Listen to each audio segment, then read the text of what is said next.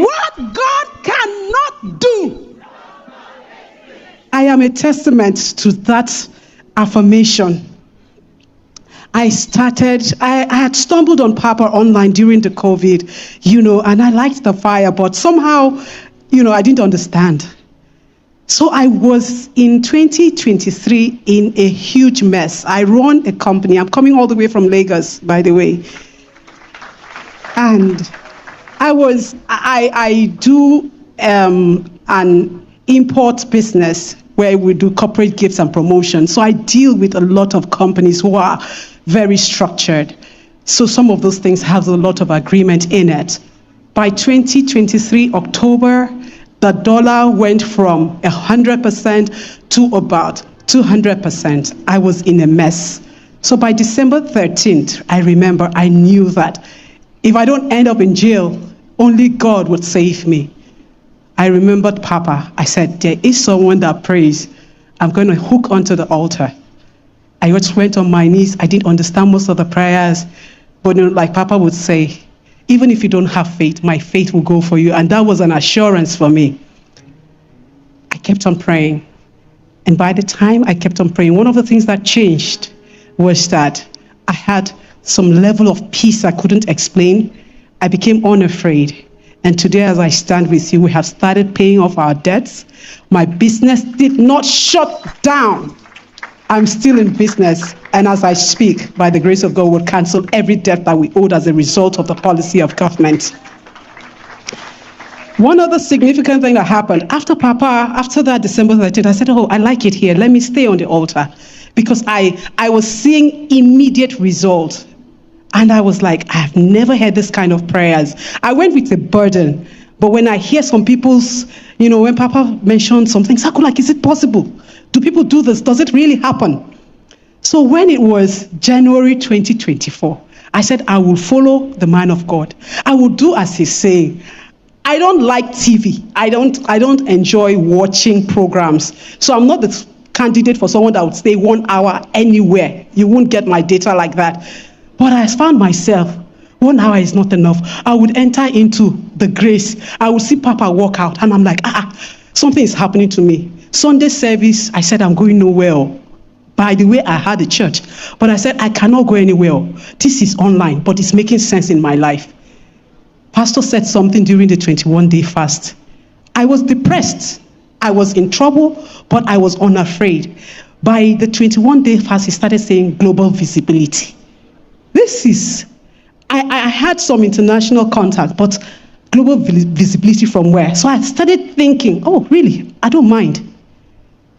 By the power of the Holy Spirit, I was selected through no effort of mine, with too many protocols broken. I sent email from the United States Embassy and selected me, nominated me. I didn't apply. So it's not as if I knew about it. I had never heard about any prestigious international visitors leadership program held by United States. It's about 88 years now running. I was, and it's worth over $20,000 investment on an individual. I was like, me that I'm going through a lot of crisis. How on earth, But I knew that I had global visibility on the altar. I said, this Pastor Jerry's fire, he's making sense in my life. And the truth was that I had no passport. Everything expired. I didn't even know how to do it. But as I spoke to people, in fact, they called me from the embassy. What is happening to you? You're embarrassing us. Send in your details. Respond to your email. And I was like, dumb, I said, okay. I got a passport in less than 24 hours. Through contacts, I got the money. Before I knew it, I was in the US for 3 weeks. I was introduced. I went to Harvard we were just going to places that even if you had the money, you wouldn't, because this was by the United States Department of State. It was high. The people who were with us were diplomats. These are not very.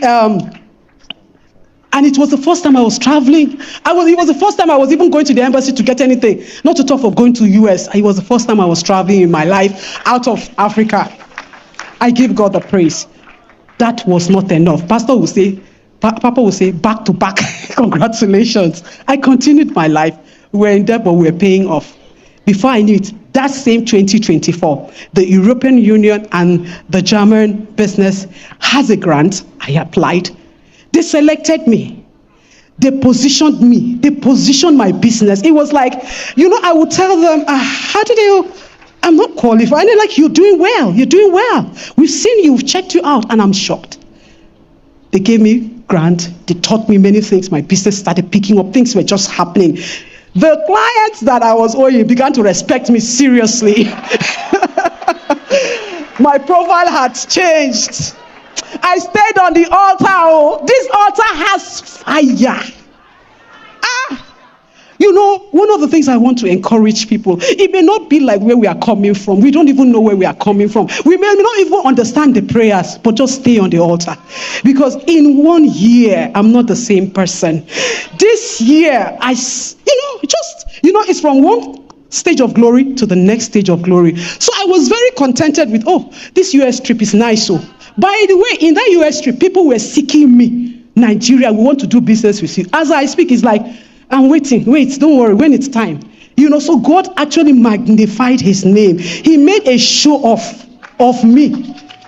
This year, I came on grant again. World Trade Organization. International Trade Center in Geneva selected me among 67,000 applicants. We were only for 146 women businesses. We were selected. This time around, they say we are going to groom you, not for local business, but for international business. I told myself, I did not share my testimony the first time because I was in a dream. I didn't share the second time, but this time around, I am in Abuja to stay and glorify God's name. I stayed back, and this grant is something that is introducing Nigeria to the world. I'm so grateful. Papa, thank you. Thank you, Papa. Thank you. Thank you for answering the call. Because I know it's a burden. Sometimes when I see you on the altar, you have more seriousness than me that is on the altar. Sometimes I just watch your face and I become more serious. You saw the vision. You really know that God has a purpose for this generation. Papa, thank you. May the oil on your head never, ever run dry.